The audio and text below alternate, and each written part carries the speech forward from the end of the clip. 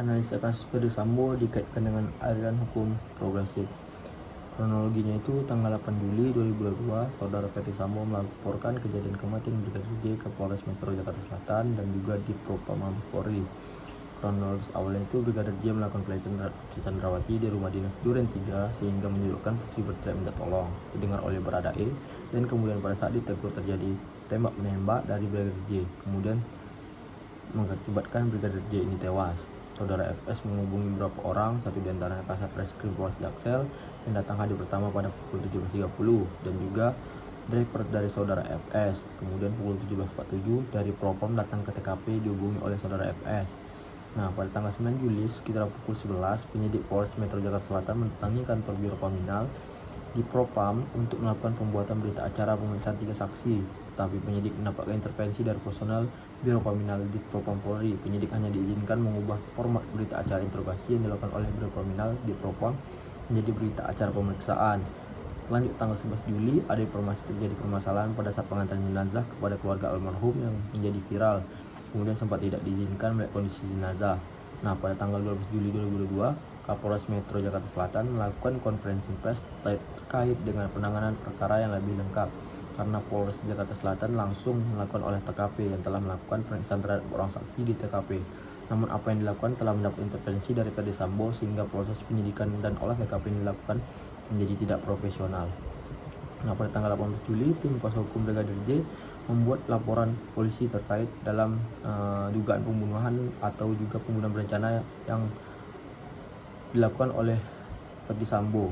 Nah, agar proses penyidikan dalam berjalan objektif, Kapolri menonaktifkan Ferdy Sambo sebagai Kadif Propam.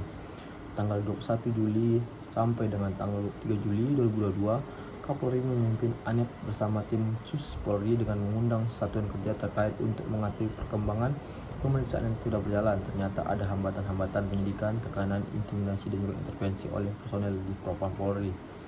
Nah, pada tanggal 27 Juli 2022, Karo Paminal di Propam Polri, Brigjen Hendra Kurniawan dan Kapolres Jakarta Selatan, Budi, dinonaktifkan.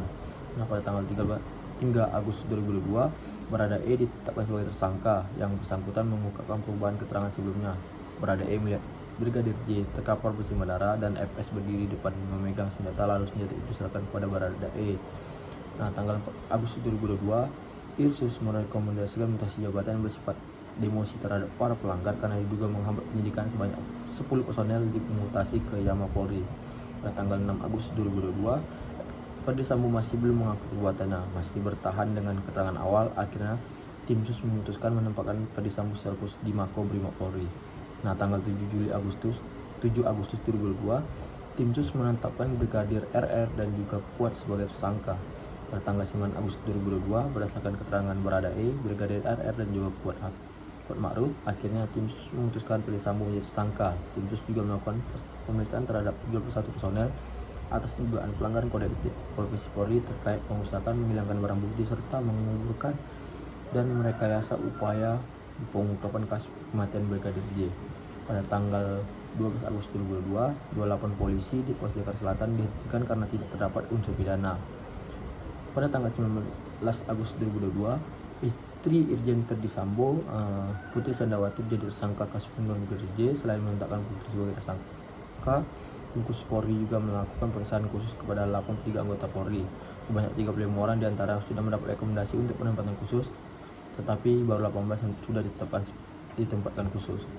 Nah, pada tanggal 22 Agustus 2022, tim dokter forensik telah menyerahkan hasil ekshumasi yang intinya pada saat rilis tidak ada luka-luka lain luka tembak.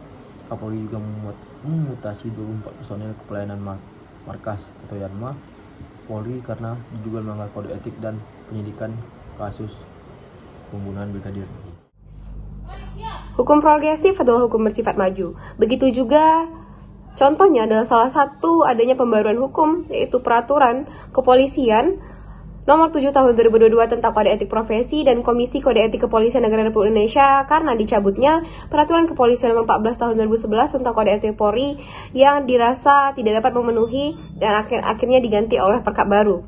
Nah, adapun 7 kode etik yang merujuk pada pelanggaran kode etik yang dilakukan oleh Ferdy Sambo ialah terkait dalam pasal 13 ayat 1 PP 1 garing 2003 jungto pasal 5 ayat 1 huruf B Perpol 7 garing 2022. Bunyinya adalah yang kedua adalah pasal 13 ayat 1 PP 1 garing 2003 jungto pasal 8 huruf C Perpol 7 garing 2022.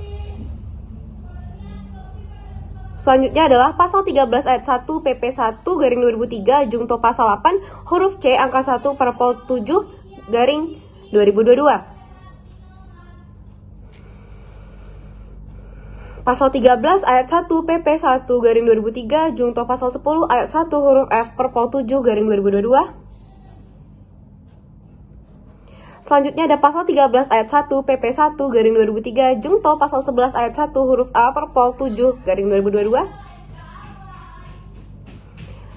Adapun pasal 13 ayat 1 PP 1 2003 jungto pasal 11 ayat 1 huruf B Perpol 7 garing 2022. Pasal 13 ayat 1 PP 1 garing 2003 jungto pasal 13 huruf M Perpol 7 garing 2022.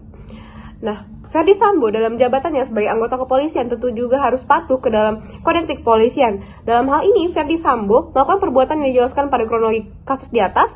Ferdy Sambo akan mendapatkan sanksi ganda, yaitu sanksi pelanggaran kode etik polisi dan sanksi pembunuhan yang dilakukannya.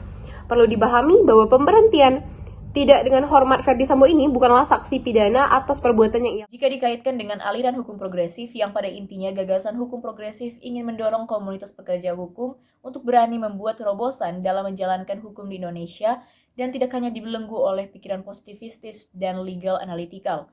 Sebuah gagasan yang fenomenal yang ditujukan kepada aparatur penegak hukum, terutama kepada sang hakim, agar supaya jangan terbelenggu dengan positivisme hukum yang selama ini banyak memberikan ketidakadilan kepada pencari keadilan. Apa yang dilakukan oleh Ferdy Sambo tentunya bukanlah hal yang dibenarkan oleh hukum itu sendiri maupun oleh hati nurani.